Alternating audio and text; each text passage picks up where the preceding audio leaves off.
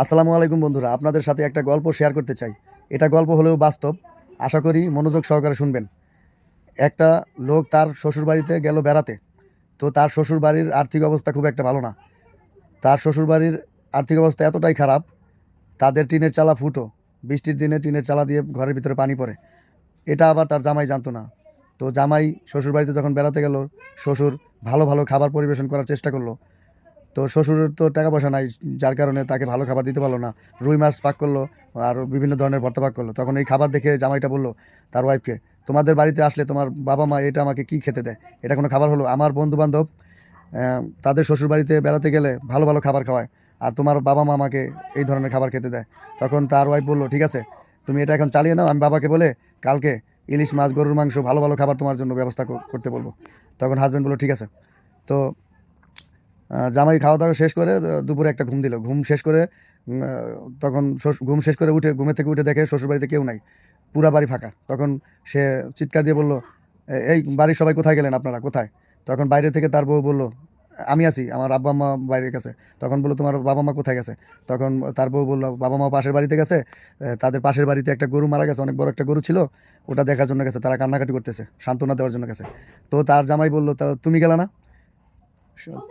তখন বউ বলল, তুমি তো ঘুমাইতেছিলা, তোমার জন্য তো আমি গেলাম না। তখন জামাই বলল, ঠিক আছে তুমি যাও, কালকে আমরা তো চলে যাব। মানে তার শ্বশুর শাশুড়ি ভালো খাবার দিতে পারে নাই দেখা সে কালকে চলে যাবে এটা বলছিল। তো কালকে তো আমরা চলে যাব, তাইলে তুমি যাও, তাদের সাথে দেখা করে আসো, আর তো তুমি যেতে পারবে না। তখন বউ চলে গেল সেই বাড়িতে গরু দেখার জন্য। তখন জামাই চিন্তা করলো, দেখি শ্বশুর শাশুড়ির রুমে গিয়ে দেখি। শ্বশুর শাশুড়ি যে রুমে থাকে ওই রুমে জামাই ঢুকলো, ঢুকে দেখে শ্বশুর শাশুড়ির রুমের টিনের চালা ফুটো এবং কি পানি পড়ে ঘরের ভিতরে মানে কাদা কাদা হয়ে আছে। আর একটা বাটিতে ডাল রাখা আছে, একটা বাটিতে ভাত রাখা আছে। তো জামাই তখন মনে মনে চিন্তা করলো যে আমাকে এত ভালো ভালো খাবার দিয়ে শ্বশুর শাশুড়ি ডাল দিয়ে ভাত খায়, যেই রুমে ঘুমায় রুমের ভিতরে পানি কাদা কাদা হয়ে গেছে, টিনের চাল ফুটো। তখন সে বুঝতে পারলো তাদের তো কোনো ছেলে নাই, একটা মেয়ে ছিল, সেটা আমার কাছে বিয়ে দিয়ে দিয়েছে। তখন তার মনে একটু কষ্ট লাগলো।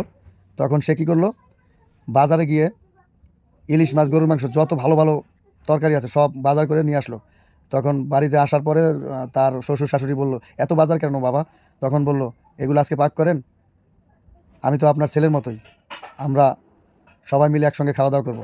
তখন তার শ্বশুর শাশুড়ি পাক শাক করে তখন একসঙ্গে সবাই খেলো। জামাই তো জানতো না যে তাদের অবস্থা এত ভালো না, যার কারণে জামাই কিন্তু ওই ধরনের ব্যবহার করছে, যে ভালো ভালো খাবার দেওয়ার জন্য বলছে। তখন বলল শ্বশুর শাশুড়িকে, তা আপনাদের তো কোনো ছেলে নাই, আমি আপনাদের ছেলে।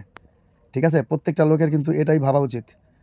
কারণ অনেকে দেখবেন শ্বশুর শাশুড়ির থেকে টাকা পয়সা আনার জন্য তার ওয়াইফকে অনেক মারধর করে।